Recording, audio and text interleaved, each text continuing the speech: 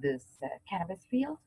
And so my husband tells me 4 days ago that if I ever get arrested and lose my job, he's going to put a restraining order on me. What? Yes, and he's going to take all my kids away from me. What? Because he wants to protect my children from me because I'm dangerous. How And can you be dangerous? after 8 years, when my youngest one finishes college, he will allow me to come back, join the family.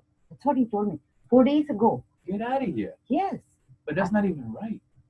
But the He's not problem thinking is, right. see, the problem is, right, he's in recovery.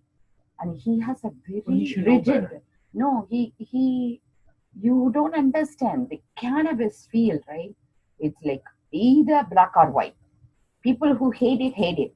Okay, People who I get love it, love it. Okay, I there's get no it. gray area. I get it. And even though we are married, my husband doesn't believe in Suboxone, Mhm. doesn't believe in cannabis. He Okay. feels I'm full of BS, Okay. and I should never be involved in Suboxone in the first place. Wow. And me going to cannabis ticks him off. He picks pieces off. You wouldn't even Wow. believe how much. But he should He know that hates all it. this is a help.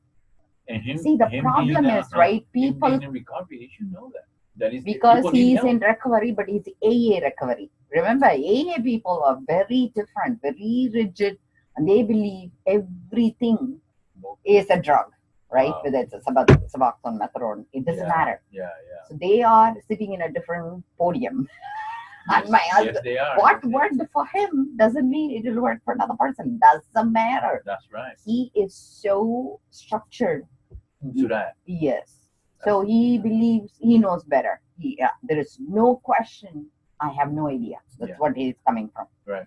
But the interesting piece was 4 days ago. This is after marrying for 20 years. Can you Right. believe it? Yeah. He told me 4 days ago, even though it's recreational, even though it's going to be legal. It is legal. He told me, even though it's legal, right? But right now it's still like You July 1st is when it's getting recreational. Like what I'm saying is, even though it is like, technically, even though it's legal, like you need to still have a card, right? Yeah.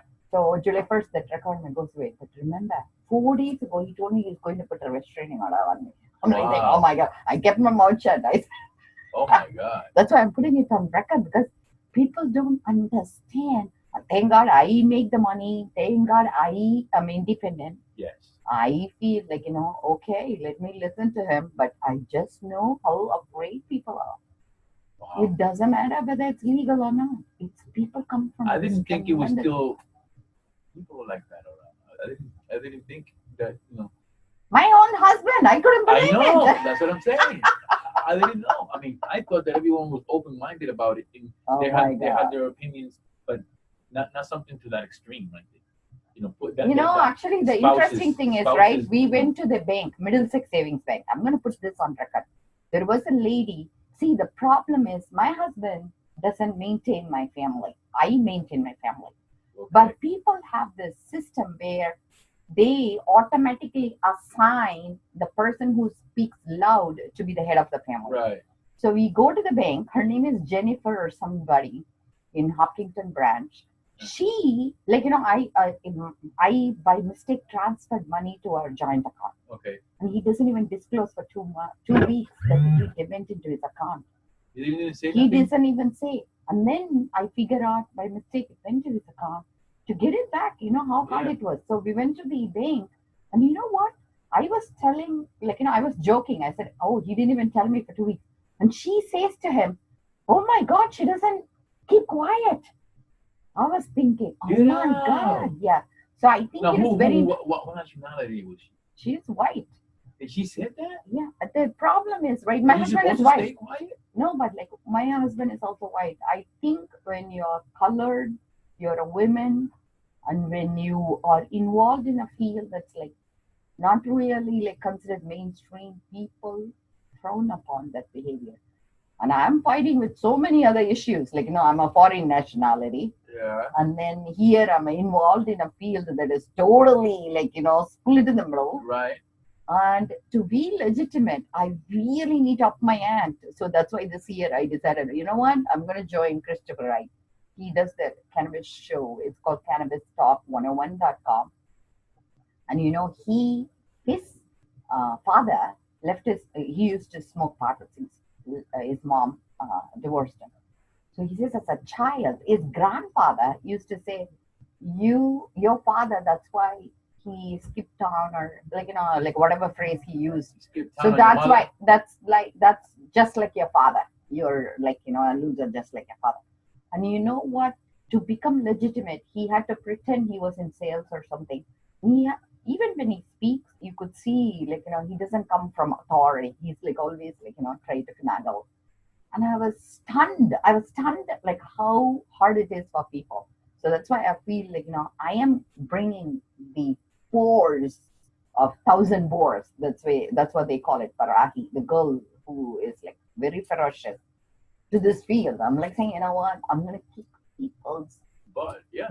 I don't want to call it that, but I'm going to really, really create like a force field that, I'm not going to take it lying down, when people say things that is disrespectful. Women, it's like no women question. And men are both equal, and they both should have a say in everything they want to have say on. See, I don't need to be equal. Play me as a teammate, hey, you are good at certain field, I'm good at certain field. So when it is your field, I'm not going to have an opinion. Don't have an opinion when it comes because to you my don't know field. nothing about that. I do. Yes. So that's why, I'm joining forces, which is really nice. And I feel we are all creating legitimacy. I feel like, we are setting standards. We are going to set standards so people look up to us. Yeah. And I actually gave him my ring, the one I designed. So when we had a conference call, I said, hey, I'm the girl who gave you a ring. He says, I wear it every day. So I love it. Yeah, I love it. Cool. I met real nice people. Good. And you will meet. I hope you guys all join us. Listen, once you hear something about that, let me know. Yes. Because he said it to my girl, that those is looking to it, and he said most likely will happen. Nice. I would love to have that happen. So